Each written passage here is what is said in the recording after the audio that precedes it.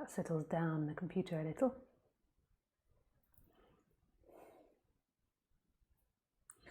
And we close that one, we close that one, put that down, we close that one, that one. Nice, and now we're ready. Good evening. So just a reminder how this works. So if this is your first time on live stream, then the way that you do it is that you can write to me through Skype, and my address is in the box below. It's Lisa Cairns 12, and you can send me a message, you can write to me on Skype, and you can call me as well. But if you call me, make sure you have a headset with a microphone and good internet connection so that it's not troublesome for other listeners.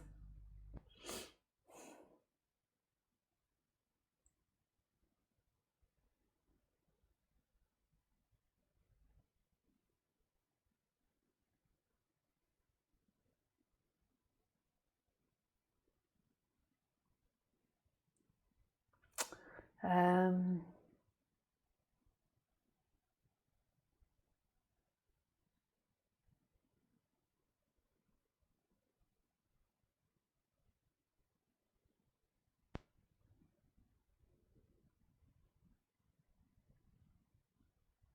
don't know what else to share. Oh yeah, I do these talks every Wednesday and Sunday at 6 p.m. French time, and you're very welcome to join me for them. I always like to start my talk with silence, just sitting with my eyes shut for 5 or 10 minutes. So you're welcome to join me. If you're re-watching this on YouTube afterwards and you prefer to see edited talks, so you don't see me fumbling around or forgetting to turn on the waiting loop before the talk, then you can go to another channel which is called Video Clips Lisa Cairns, and there it's another channel run by someone else, and they upload videos, edited videos of my talks, so you can view that there. Okay, just some silence now.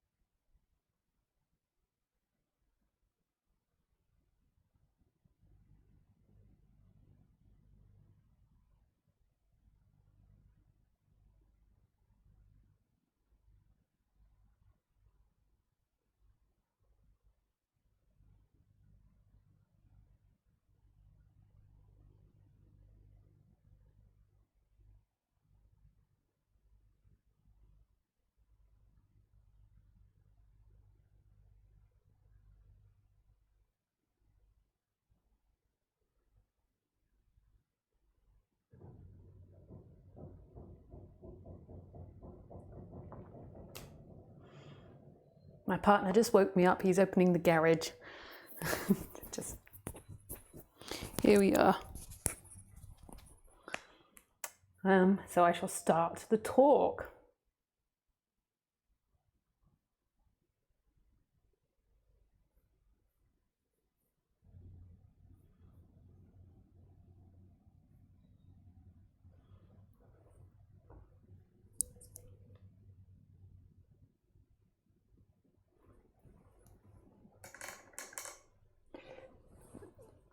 Pardon me.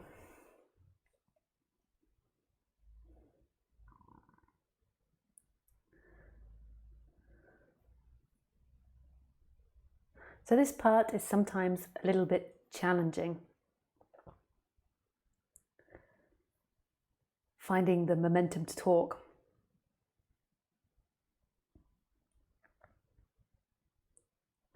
Or encouraging the momentum to talk about non-duality. Once I get going, then it's easy, but in the beginning it's slightly difficult.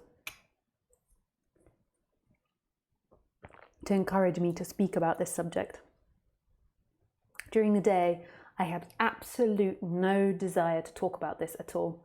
And I'm sure that's to do with how much I teach. Like I do one-to-one sessions every week, and I do these 2 online sessions, and then sometimes I'm traveling and doing talks. I'm sure that has an effect of it. But also, like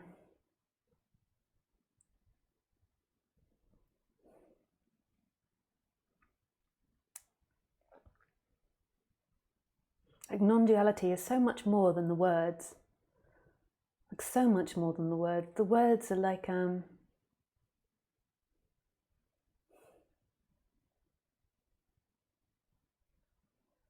minuscule in comparison to the experience of non-duality. It's like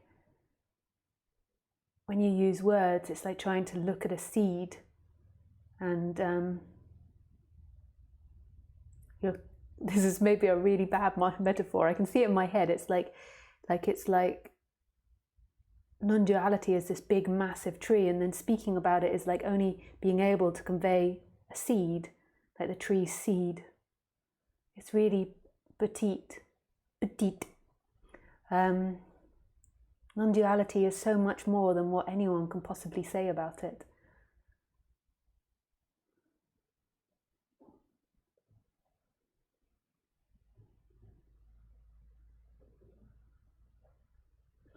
When there was this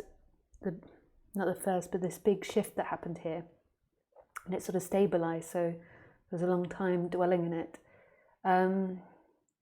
The thinking process that came back was thinking about, this is nothing like what people talk about. Like, how does this make sense? And I went through a period of trying to like analyze it and make it make sense with ways in which particular teachers speak. And at first, the most radical way of speaking felt the most right for me. And I still really love the radical way of speaking about non-duality. I still really love that.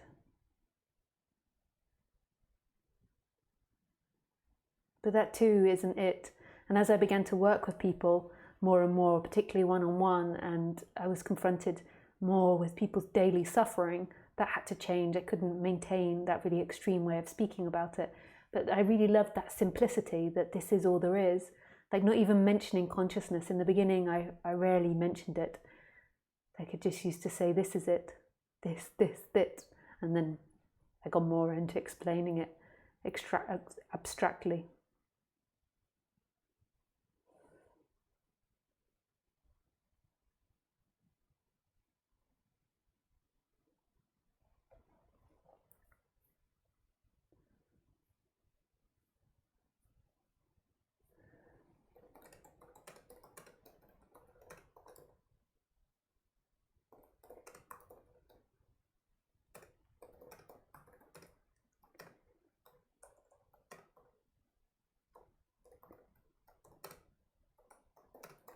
So I'm just having to write to my partner about the dog. Part out. Free. User.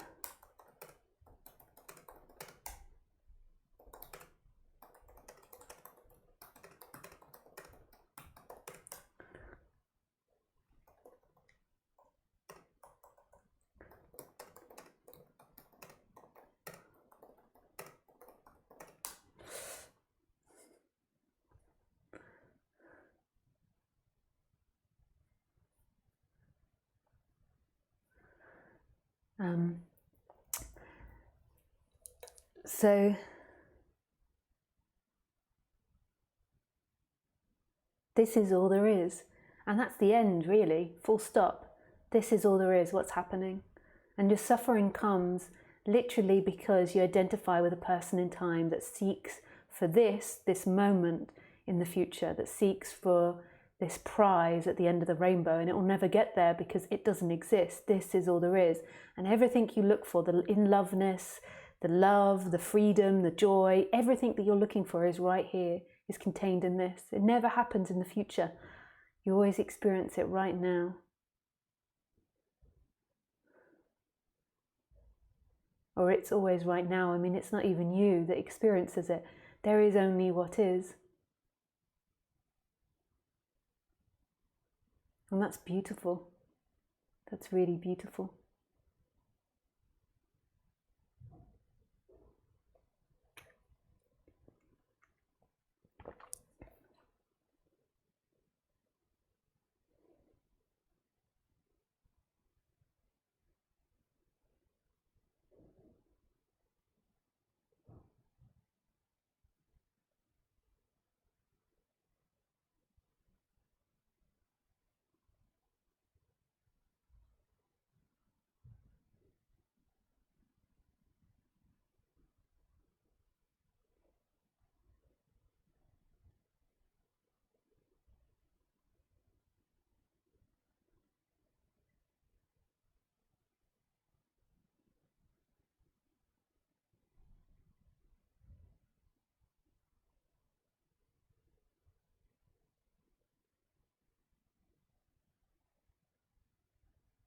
And this is so free.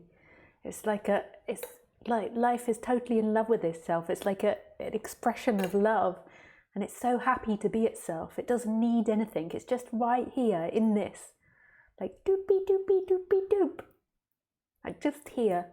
There's nothing else. And your mind, I know the mind thinks of problems, and the chakras produce problems, and then it feels uncomfortable, and you're like, fuck this, I want something better. Lisa, help me find something better. This is so uncomfortable. And I understand that. And when that's happening, we can talk about the chakras, and we can talk about the feelings in the body. But through all that, like that, it's like clearing the mud and clearing it out of the way. This is all you longed for. It's all anything ever longed for. It's a game. It's a set-up game.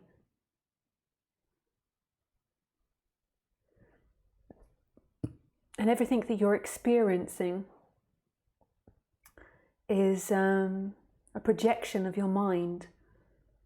Not your mind as wholeness, your mind as the character. But that's, the wholeness is creating the character. So everything that you experience is the way that your mind is interpreting it. Like you think you're seeing lots of different objects, but you're actually seeing, your mind is like the computer. It's like a virtual reality set, which is projecting this whole world. And then you're experiencing it as wholeness, and you are every part of the game as well. So you're actually playing the perfect game. You're actually experiencing the perfect dream, because it's your dream, it's your creation on the human level and on the absolute level. And I know none of that makes sense. It all contradicts each other, and everyone's like, what's she on about? That don't make sense. How can I be the creator of the dream when there is nobody? I know, it's terrible. It's kind of wonderful though, saying those types of things. Like to me, what I'm looking for when I speak is actually like vibrating with my words. So this is a part of the reason why it's maybe a bit of a struggle to start speaking in the beginning, because it's like I feel this love and this vibration inside, and then it's like finding the right words that encourage that vibration and express that vibration. And you could say that any words do it, but it's like sometimes it feels like there's a little like line that's like boop, boop, boop, boop, boop, boop, boop, looking for exactly the right vibration to come out. I forgot the name of what the name of the talk is. It is called, just let me get it up again. It is called, Is There an Energetic Communication with Non-Duality? To me, what I'm looking for is that vibration. And that vibration really doesn't make sense sometimes and really is contradictory, but it's like this beauty.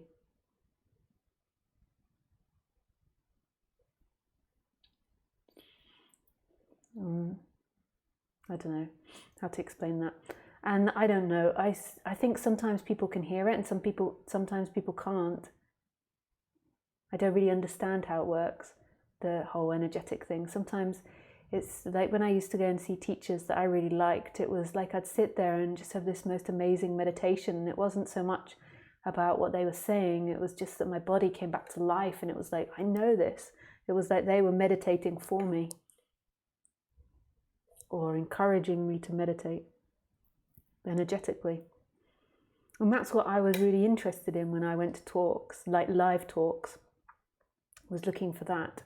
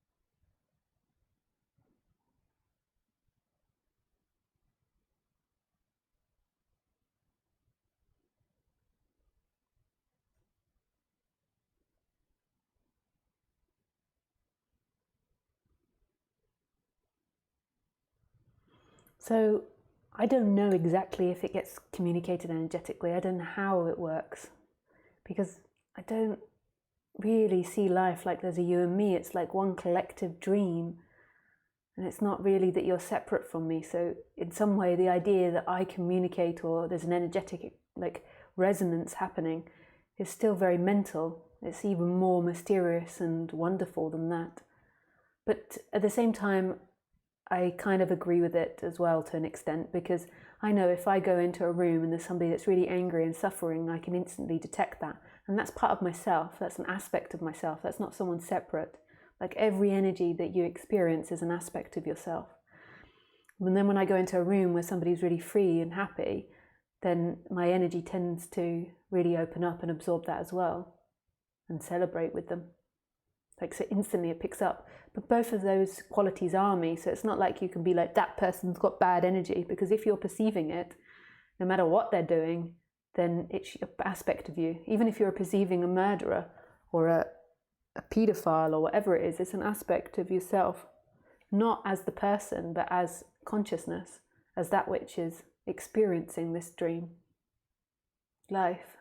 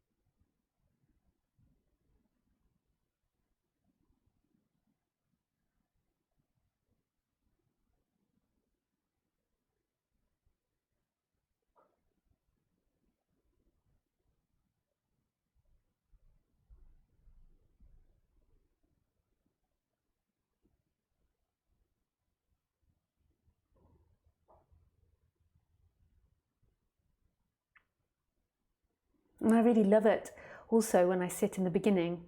Like when I'm sitting there, I feel like I'm a big, you remember like Mr. Marshmallow Man from the Ghostbusters? Who do you want to know? Ghostbusters. Who do you want to see catch? Ghostbusters. Yeah, I can't remember the song. Ghostbusters.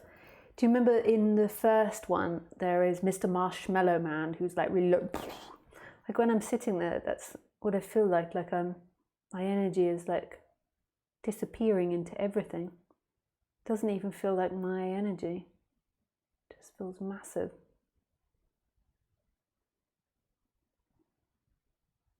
It's really beautiful. And I think that most probably has just as much importance as when you're speaking.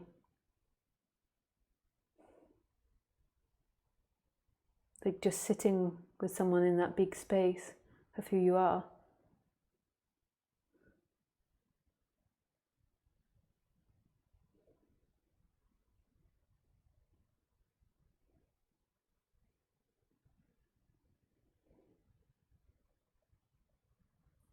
I've never really got people into meditation. People that are into non-duality tend to not be so much into meditation. Like whenever I do the retreats, it's always what everyone wants to torpedo. I always give people like free reign over what we do, so people can vote on it. And it's the meditation one. They're always like, let's do something else there. Whereas to me, it's wonderful, like to sit there. Sometimes it can be difficult if you've got a difficult feeling. Even I could have like a difficult feeling coming up, and then sometimes it's going to be a painful meditation, but there's still something beautiful in just sitting there and letting it all be.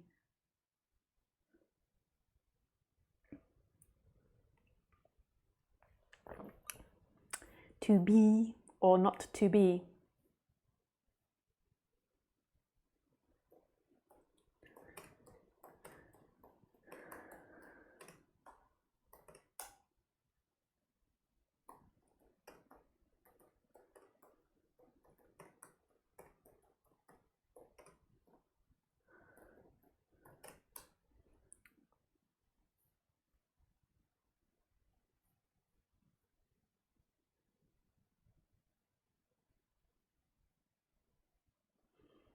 Okay, let's get to some questions. That was a very long introduction today. Joke.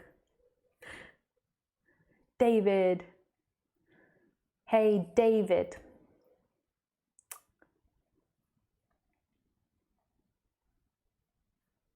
Hi, Lisa.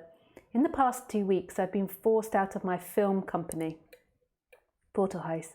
My guy friend has kicked me out. I'm back sharing my house with my ex-wife, and I've given away all my CDs and carnivorous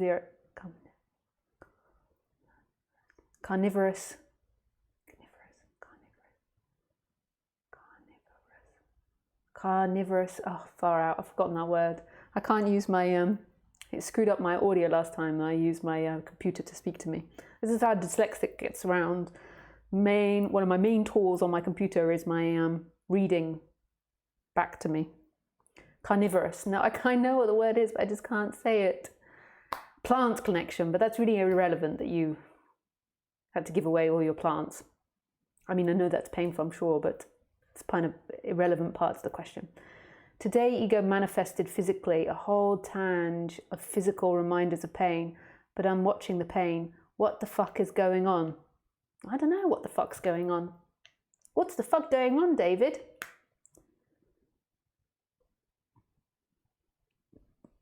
You are experiencing pain. Pain is arising, and more than likely, you really don't want that pain. And your ego is having a real old tantrum, and you're suffering. And that's okay. Just give it some space to arise. These things are painful, like losing your film company. A few years ago, I wrote a script and I lost the copyright. I didn't lose the copyright of it, but yeah, I did. I got kicked out and lost the copyright of it. I wrote it with, and that was painful. It is painful, these things. But I didn't quite tell that story accurately because I didn't want to expose anybody or anything, so forget my story. I can't really tell it. But yes, that was very painful. And so I can imagine losing a film company is very painful, and that your girlfriend kicked you out and you're now with your ex-wife. and you've lost all these things. And basically you're suffering. And there's two things you can do. You can either sit in it, so you can just go and lay on the bed, or sit outside in the garden, or sit on the sofa and just allow the feelings to arise, just to be there. The other thing that you can do is actually investigate where the feelings are in your body and where they derived from in your past, whether it be from this lifetime or lifetime before, and just look and give that space and sort of name it and see what's happening. So if you're feeling a lot of fear that you've lost everything and that you don't know what your future will hold, then maybe it's in the sacral chakra, and you can just like name that and put some attention there and remember previous times that you got afraid, like when you were a kid, or like connect it to other times that's happened, other relationships, and just see how it's the same feeling in all of those examples. You get the same thing when people abandon you or leave you, you get the same fear. So just name it and give it some space. And when you're ready, you've got to give it space first. This might take weeks or months to allow it space to be there and to feel it. This isn't about avoiding. For you then, this is healing. And this is about changing the energy of the chakra. And then when you're ready, you begin to say what it is you actually want. And you can just name it. Like you want someone to come in and love you. You want someone to come and protect you. You want your parents to be there for you, or whatever it is. You'd like support. You want help, you want safety, you want a better job, whatever it is, anything that is positive, just begin to say it from that place. And then begin to feel that chakra expand and open up. But only do that stage when you're beginning to feel it expand and open up. It's the healing stage. But first of all, you have to accept it and you have to get to the bottom of it. You have to know what that chakra is avoiding and what it's resisting, and relate it to your life, like see the pattern in your life of that feeling. And then when you're ready, you get it into the more healing energy. And then you do this practice. You spend time pulling that energy into positivity. Like it goes into pain, and then you pull it back into positivity of what it is that you want. And you can do that with all your chakras. And this is healing. And this isn't personal. So some people are like, yeah, but it's the personal self. You've got to ignore the story and just put your attention into consciousness. And to me, I don't see it like that. I see that the personal self is held as energies in the body and stories inside the body. And there's main energy centers in which they're focused. It happens all over the body. So you can have a story in your shoulder, in your elbow, in your wrist, in your legs. But they're held in the main chakra centers, so the 7 chakra centers. And that's not a personal thing. It's not like there's a personal self held in your body. You have memories and traumas held into your body. And when you're waking up, they begin to get released from the body. They won't all disappear. You'll get new ones. It's just part of it. But you'll begin to even out and balance them out. The separate self isn't that. The separate self is an energy which says, that is who I am. And that's who's experiencing the world. That's the lie. That's not who you are. That's part of the body, just like the flesh of the body, just like if you hit the leg, you feel the pain of it. If you slap the face, you feel the pain of it. It's part of the body. And it's the energy which claims these traumas or these habits or the conditions that says, that's me, and I'm a separate entity looking out of the body. And you're not a separate entity looking out of the body. You're wholeness now experiencing. You're this massive space, and in that there's a vessel called this body. And the reason that I teach the healing of the body, and it sounds like I'm teaching through doership, but I'm not actually, because there is no doership. There is no me prescribing to you. There is only life happening, and I'm describing something that can happen in the David machine. And whether that happens is down to life. It's down to God's will as to the way it happens. Just like if I were to teach you how to ride a horse, like you could still do that and you wouldn't think, oh, it's the personal self. It's just healing for the body. And that healing for the body doesn't lead you to non-duality, because you're already in non-duality. It's a different subject. But I bring it up because often when you're hearing this subject, it can't be heard because you're so identified with these past pains and with these stories and with these traumas in the body. And so what I do is just when somebody's really traumatized in it, it's not that I do it so they can become enlightened in the future. I do it out of compassion because it's a way of releasing that energy there. And then non-duality will be heard when it's heard. Like you keep on repeating it and you bring it back to non-duality and you keep seeing that those feelings aren't what keeps me suffering. They're simply pain or pleasure. What keeps me suffering is a belief that it is me. You keep hearing that, and eventually non-duality will occur when it's ready and when it's time. And this whole idea of you getting to enlightenment is just a solar plexus dysfunction. Like it's this longing in the solar plexus for achieving something, this hope. And it's actually a dysfunction, it's irrelevant. But out of compassion, I offer these other examples of ways of dealing with the emotional body. Because often people are stuck in the world of the emotions, and even though they keep moving their attention back to nothing, back to consciousness, which is also a great practice for the mind, it's not free in the body of those traumas, that dread that you wake up with, or the nightmares that you're having at night, or the discomfort when you see your family, whatever it is. Like pulling yourself out of it's not going to get rid of that. And moving yourself to consciousness or to I am is a practice. I'm not dismissing it and saying don't do it. I think it's beautiful to do that.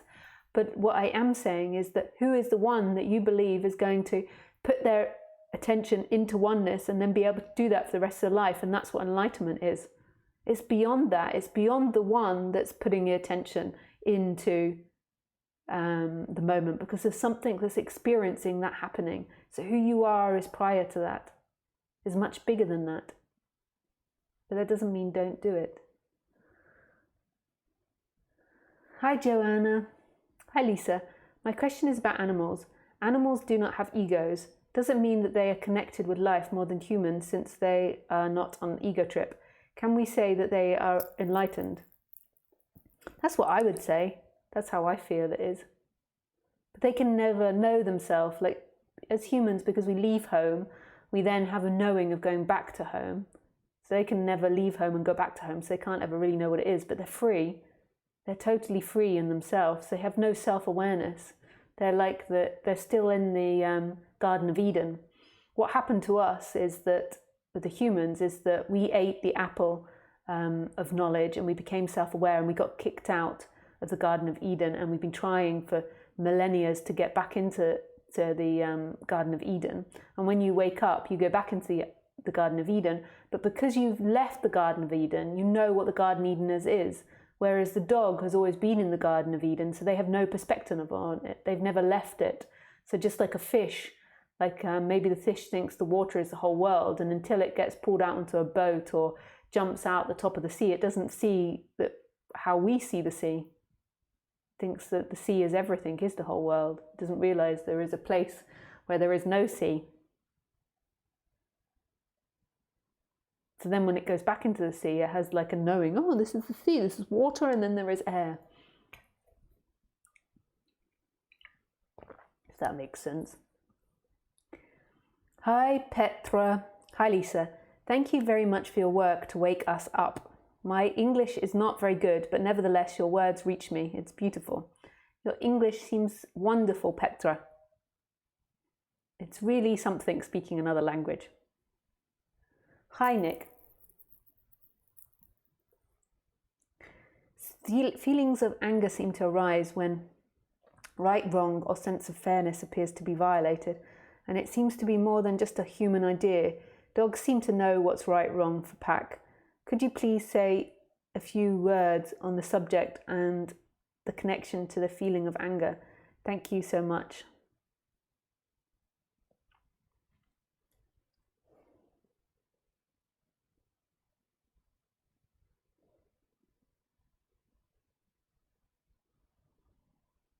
I just have to imagine that situation.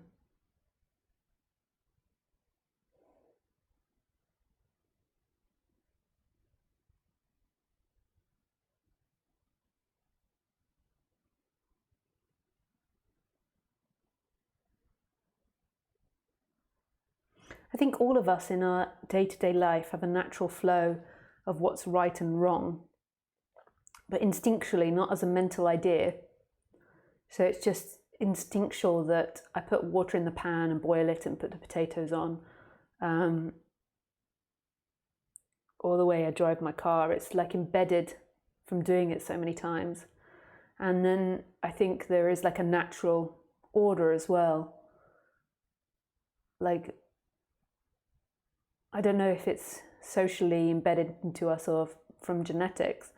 Like there's this particular way in which you treat other people, and give reference to other people. So I think, yeah, it's really natural to us.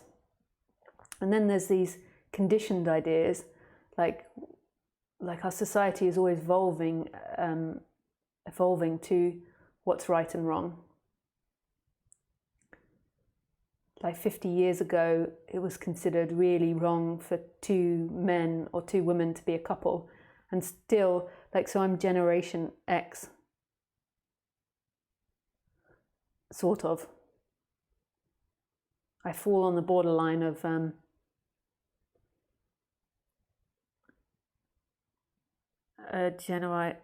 oh God, I always get these generation things muddled up. What is the, yeah, anyway, far out. But anyway, my generation,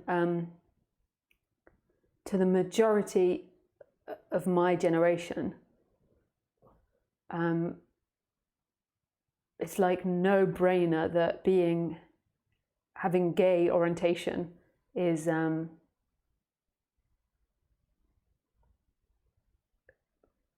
like normal. It's like not an issue for my generation. There might be some people in my generation that it is an issue for, just talking about in the Western world, but for most of us, I think that it's just like somebody that's homophobic is like really, like, why? Like, who cares? Like, it's like natural that people that are gay should have all the same laws of people that are straight, to my generation. But to my mother's generation, it is still really controversial to their generation. But not to the whole generation. Like, I know there's people in that generation that's very liberal. But my mum was born in the 40s, so in the war. And it's still a struggle for her generation to come to terms with that.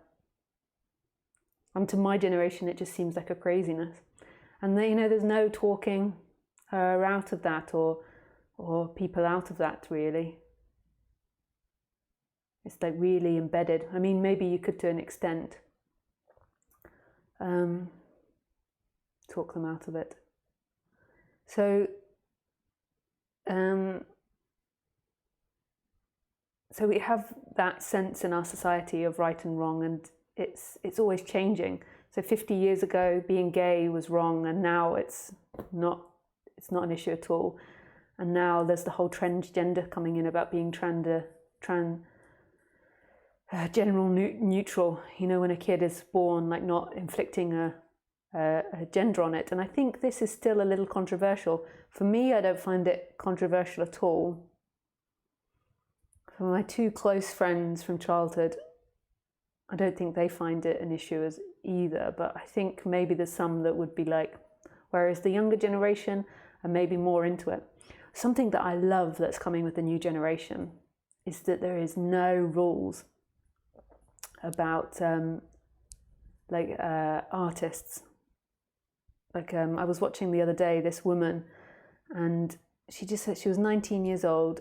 Somebody sent her to me, actually. Really beautiful song, really original, really different, and she was larger in size. And like, just when I was growing up, that was considered unacceptable, and it would be so difficult for that to break the boundaries. Whereas now, like, I watched her doing this festival, and there were like thousands and thousands of people in the audience, and she's such a cool dancer and just an amazing performance, and the crowd were just going wild. And I just was so proud and happy that the younger generation are doing that. There's just no rules. Like, you don't have to, as a woman, in order to be a successful actress or successful singer, have to be this stereotypical slim, beautiful or symmetrical face. It just is no rules anymore, especially if you've got a lot of talent. It's all about more what the younger generation is originality and like finding their true voice. It's just brilliant. I love it. So I think that it's always changing, like what's right and wrong. There isn't like really a fixed right and wrong. You know, in 100 years' time, people will look back at the way that we are and think that we're barbaric and like some of the things that we do, and they'll have new views on what's right and wrong. So it's always evolving and always changing. So there is no, basically what I'm trying to say by this long explanation is there is no fixed right or wrong. It's something that's always in change and flux. And something that you do now, society might praise you for, and something in 100 years' time, it might be considered wrong. So why am I saying that? You know, I never know, because I haven't got a fixed idea of where I'm going with you, Nick, but here I am off talking on a train somewhere. So then we come down to this feeling violated. So this right and wrong thing and this feeling violated. And this is really interesting. And to me, I would say this is most probably in the collective consciousness. And this is very personal, and it changes dependent on you. So in every circumstance, you are totally allowed to say yes or no to something, and to agree to something and not agree to something, and like something and not like something. So if you're walking along the street and somebody comes up and asks you for money and they're really poor, you are totally allowed to say yes or no. If you get home from work and then somebody expects you to cook, you're totally allowed to say yes or no. You might cause conflict because they might be expecting that of you and they might be angry with you. But in every circumstance, you're allowed to really feel what it is that you want and really able to express that. And I'm not talking about being arrogant, like, and not compromising. You can also compromise as well. But we're often not taught that. What we're often taught in society is that we have to behave a certain way, and everybody has a unique setup of what they believe that certain way is, dependent on the way their parents taught them. So if I just give an example, like some people might be taught that from their parents that they always have to work all the time. They can never sit and do nothing. Therefore, a lot of their yeses and nos will be on that, like always feeling like they have to live up to working and doing something and being productive. And then, because that was the way you brought up, you might also carry this moral bar for whoever you live with, of the way that they always have to be doing something, they have to be productive. So that's one. So if you go into a relationship, say, so one person comes in with that dynamic, and then the other person comes in with the dynamic is that that you always, like, what's another dynamic?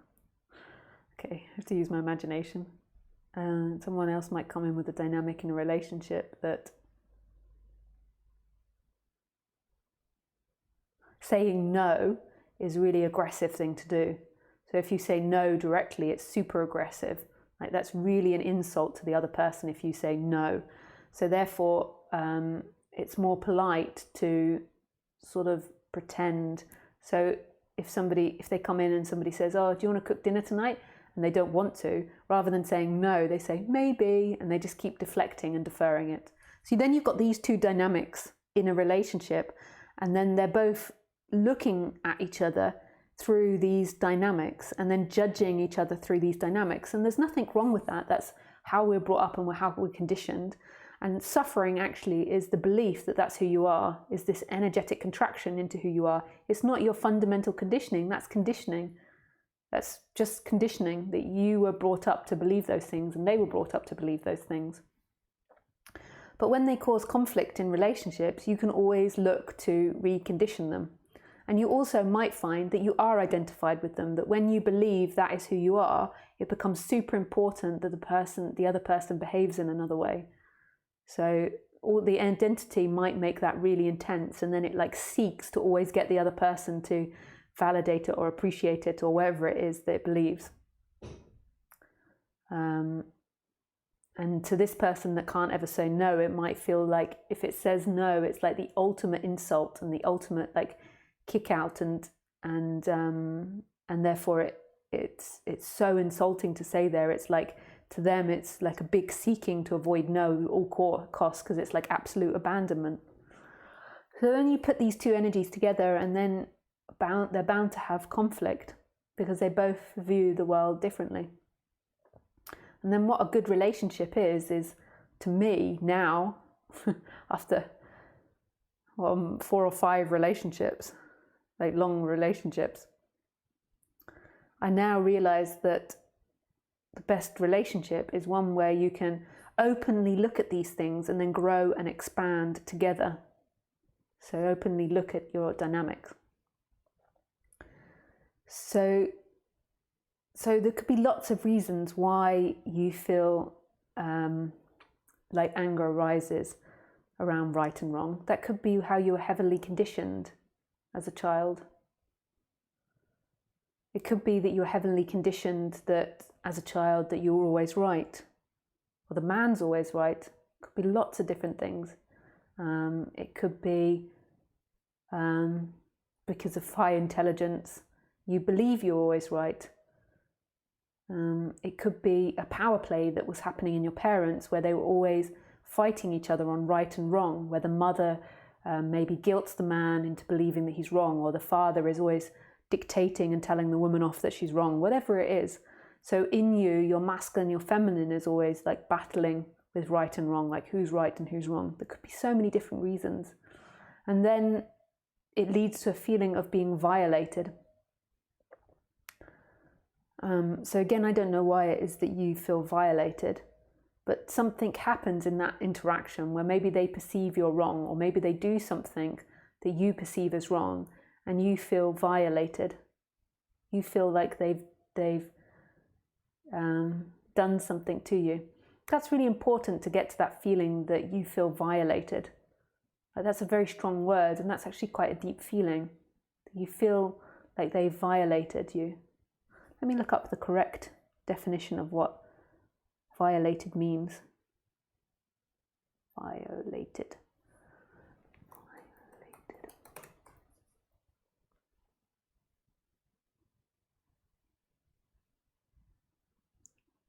Vilo.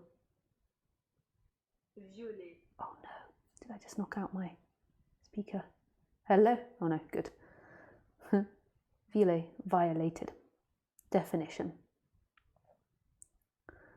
So to break, infringe, transgress.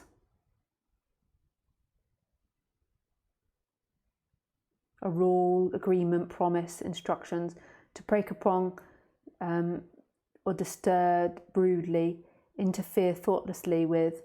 To break, pass, force. To threat, irrelevantly or disrespectfully,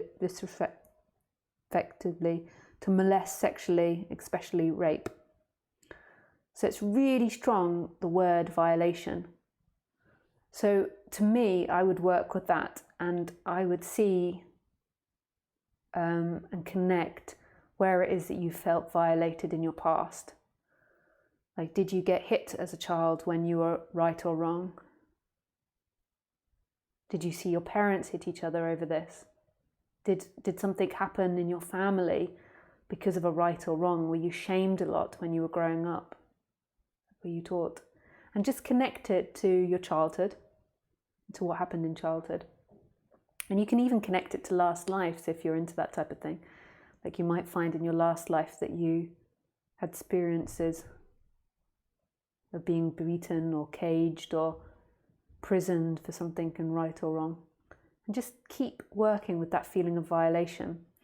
So the reason that anger comes up more than likely is the violation makes you feel very vulnerable. And then the anger comes up as a protection. So it's the way you're protecting yourself. And that was what my anger used to be about. So mine used to be that I had boundaries, my boundaries were crossed, and I kept letting them be crossed, and then eventually anger would come up as a boundary to protect myself. But it was too aggressive and too much. Then I became the abuser. Like if I needed to establish the boundaries earlier on. So that's how you work with it. And then you place where it is in your body. Like, where do I feel violation in the body?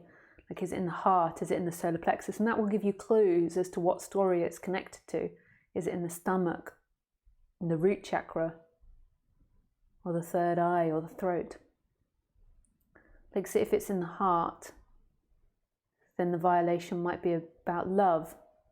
If it's in the solar plexus, then it might be about action. If it's in the sacral, then it might be about fear or power. It's super interesting. So you just explore that. And we can explore that together in one of our sessions as well. Just speaking it out and admitting it to another person can help clear it.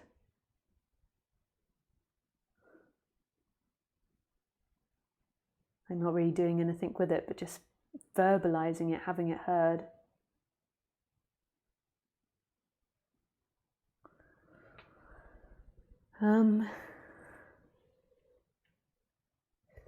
And all of this investigation into the anger, bit by bit, will begin to break it and transform it.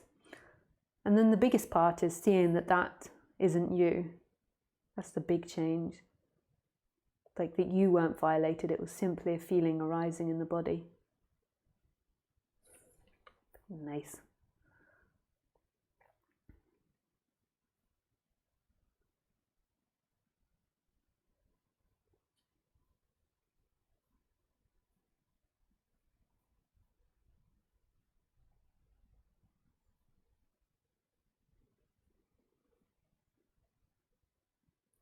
Hi, Anthony.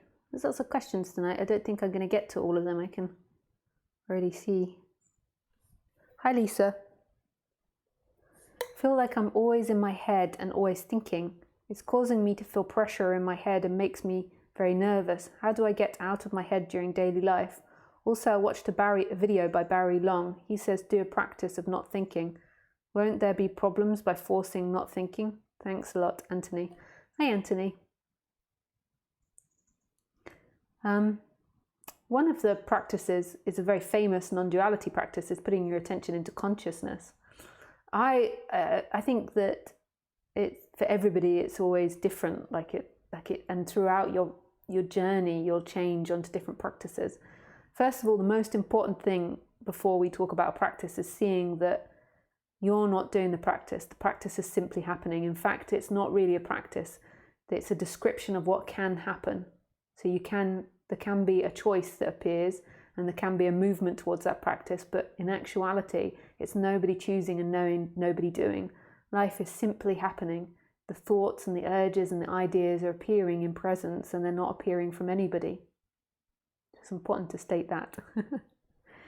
The practice that would most probably be good for you is something that's to do with the body. And I am meaning to put these on my website, but I'm very slow with doing these types of things, is Osho Chakra Meditation. So you can find that on the internet. The actual name is Osho Chakra Breathing Meditation. And you can find the music and the explanation on the internet. So on the Osho website, it will say the explanation, and then on YouTube, you can find the music, and you can do that by yourself. And just bringing your attention more into your body.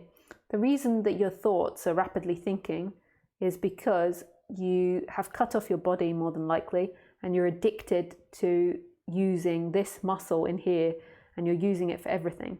And then you're battling in here to suppress what's happening in your body. So what often's happening when people are just in their head is they think one thing about themselves, they think one thing about what's happening in life, and then their body thinks another thing, and it's actually in contradiction. And you're fighting with the body to suppress what it is that actually feel, because it doesn't suit you, it hurts, you don't want to know. So it's like you can go into a situation, you can be really uncomfortable, but your mind can be telling you, yeah, I love this, it's fantastic.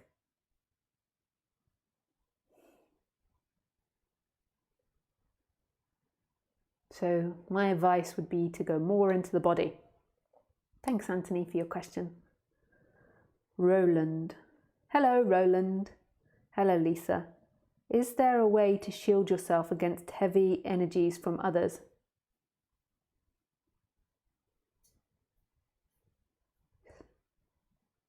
I find it hard sometimes, especially after an intense talk with someone who is suffering emotionally, to get rid of certain after effects in myself.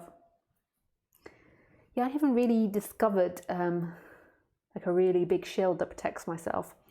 What I've found is that I limit the amount I do during the week. If I do too much, then I make myself ill. So I limit it. And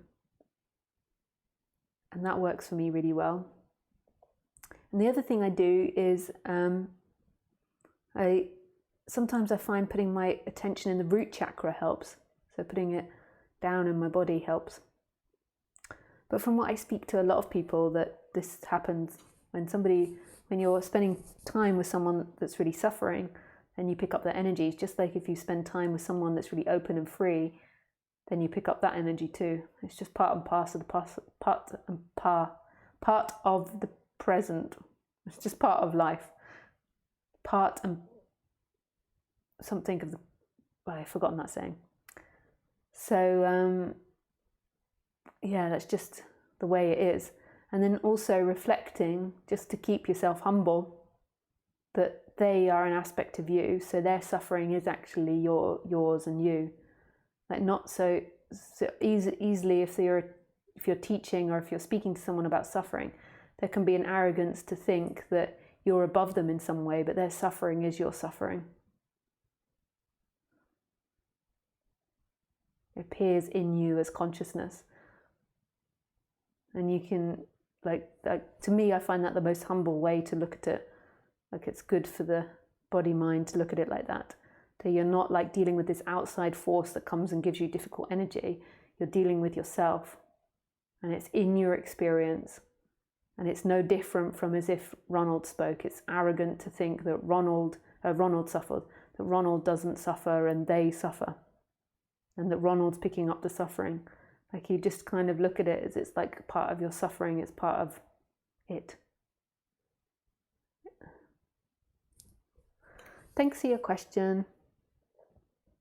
Hi, Praveen. Hi, Lisa. Your words always feel great to hear. Have a question. You said that we are in a perfect dream because we created this dream, but why will we create a dream where there is so much suffering? Yeah, you know, everything I say can be contradicted.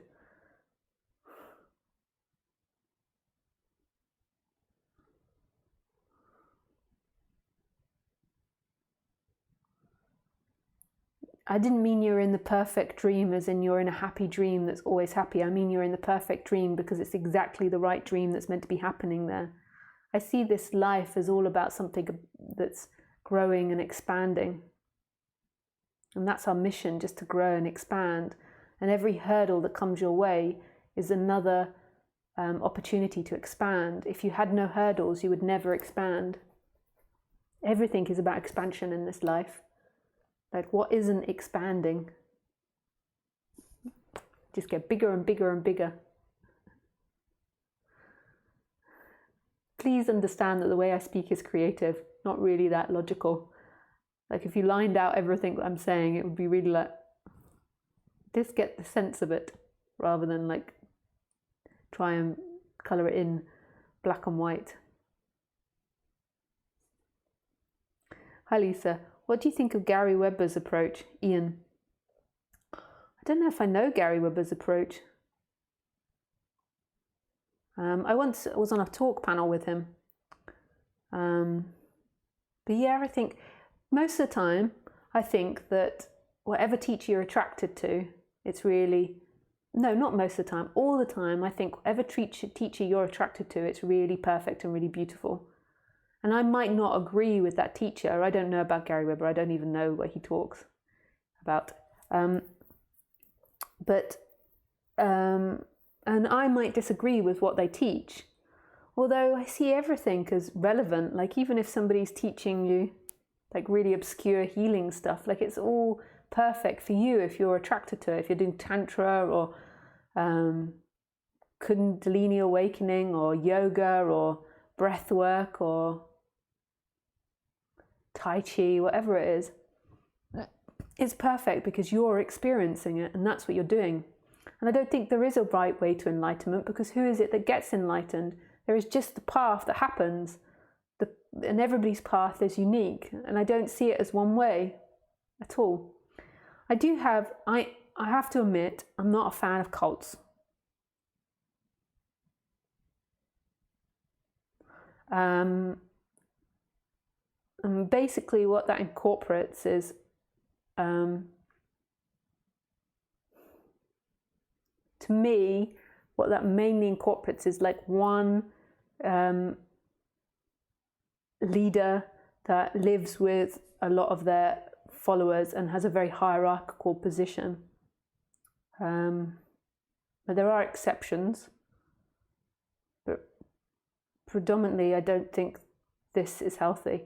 I think I'm not against or dislike things like ashrams, and there's certain ashrams that I'm not opposed to. Like I really like some, but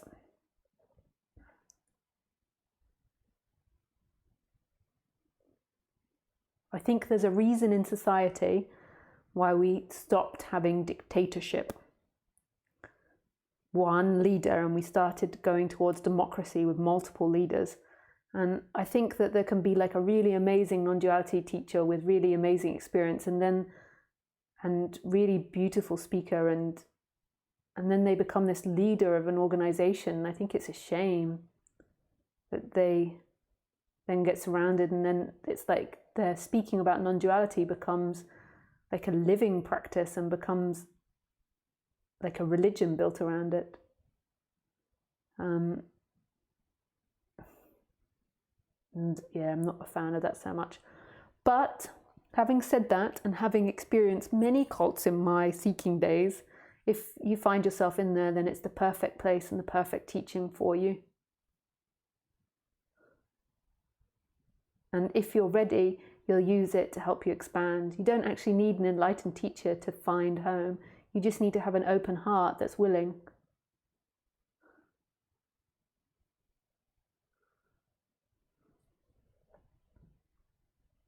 Hello, Helida. I'm sorry, I can't use my computer to say your name. Helida. Hi, Lisa. Any particular meditation technique you suggest? Thanks a lot. My mind is so noisy. There is so many techniques and I'm confused. Thank you. Sorry for my bad English. If you suffer from confusion, then just pick one and stick with it. It doesn't really matter what you pick, just pick it. Mindfulness of breathing. Like I wouldn't be waiting for like the best meditation practice. You'll just get more and more confused the research you do. And if you're a very heady person, so if you've got a lot of energy up here and you can't really feel your body, then I would suggest a more physical meditation. Whereas if you're maybe more emotional and get overwhelmed by emotion, then something more Buddhist like mindfulness of breathing. But it doesn't matter, just pick it and do it. People with confusion often procrastinate and don't do things and then keep changing their mind and moving on to something else. And it's actually a disbalance in your solar plexus. And then you keep believing the story, like, I can't find the right meditation technique. And you keep waiting and it keeps going and going and going, the story. Joanna. Hi, Lisa.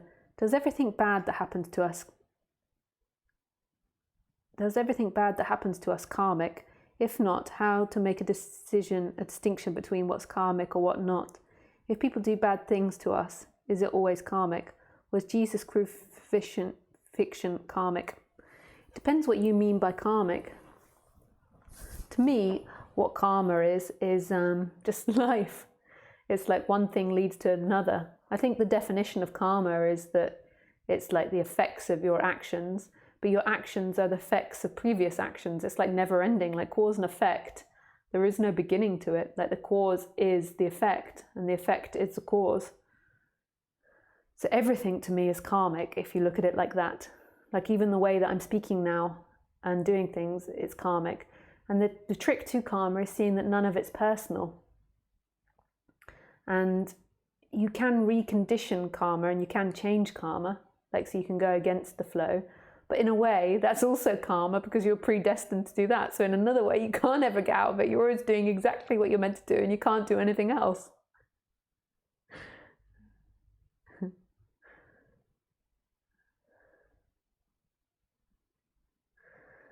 But I don't see karma in any way as punishment for past actions. I think that's nonsense.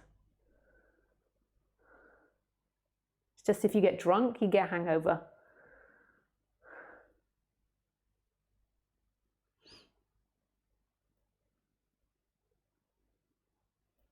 I get the sense there's a deeper asking about that question, like you're afraid of karma or something. Hello, dear. Hi, Isabel. Feeling sad, sad, sad. Grips of sadness, strong, powerful, sad, loss. Oh, yeah, I keep thinking about you, Isabel. I'm sorry to hear that. Let me know if there's something I can do to help. Hi, Thomas. Thank you, Lisa. I'm sorry to bother you further. I thought it would be...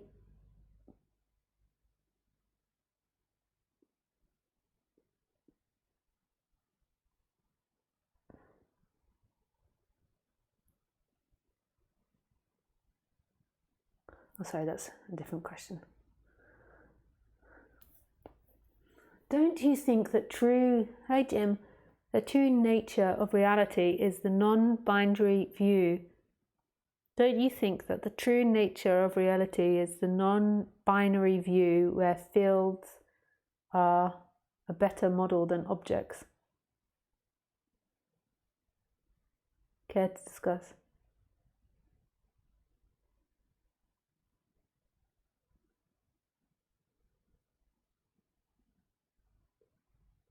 I just have no idea what you're talking about, Jim. Just maybe redo the question so I get an imagination. Hi, Carmela. Thank you, Lisa, for sharing with us. It's always helpful. Nice, Carmela. I wish you a beautiful day. Hi, Sergi. Namaste, Lisa. Your presence is very helpful. Very true. That makes sense. Thank you very much. Very true too, love.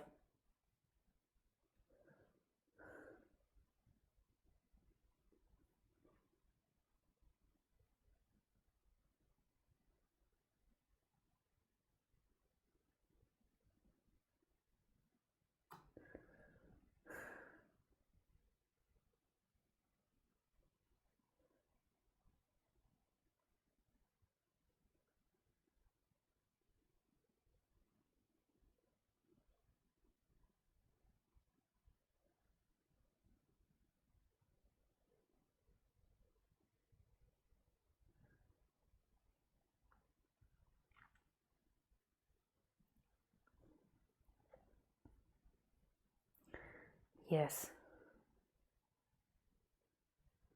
Yes.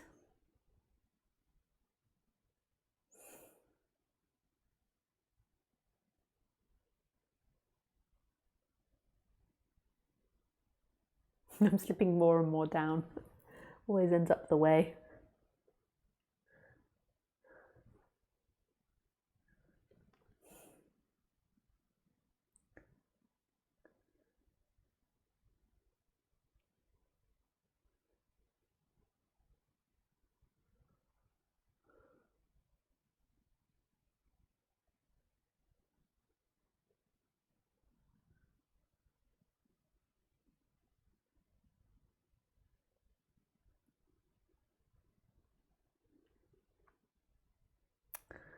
Nice. Okay, I think that's enough for tonight. Yeah.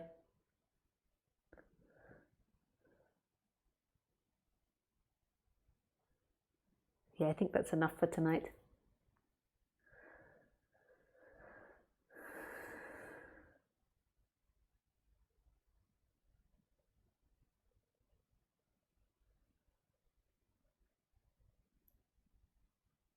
Yes, I didn't answer all the questions. If I didn't answer your question, then next time I shall see you on Sunday. But yeah, thank you very much for sharing and